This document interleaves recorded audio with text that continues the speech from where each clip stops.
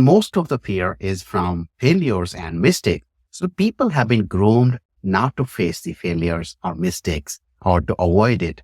Anytime we do mistake in the class, our marks or grades get deducted. So that fear is ingrained from the childhood. That approach does not work in today's world. Fundamentally, from a learning standpoint, the moment you face a failure, all your five senses comes in picture.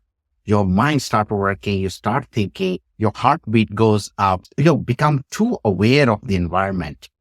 That is not something that happens in any training, any school. Imagine that state, mind and body is fully receptive to learn every single thing. If you see, what thing we remember in our life? Mistakes, not our achievements, our failures. We remember it throughout our life.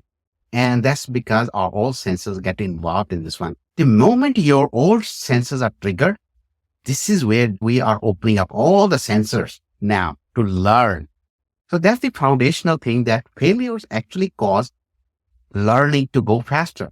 But then some people argue, when I'm face a failure, I get stopped. So it essentially is slowing me down. But that's only the initial part. What we're talking about is the overall mastery.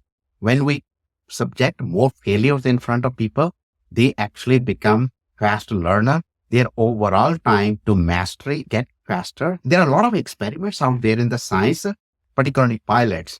For example, the pilots are driving their aircraft in the simulator setting. They are supposed to face certain failures at certain rate. Maybe in a minute, they are supposed to only see one failure, like air pressure has gone down or wind tail speed is not with these specs. So what these guys do is they tweak their settings in the simulator and they expose them at a much faster rate. So now 1 hour of simulator practice, they get exposed to double the number of failures. What they learned is the pilot actually became master in half the time. So that's a very important kind of conclusion from science. Now they are coming up with a new science called deliberate failures.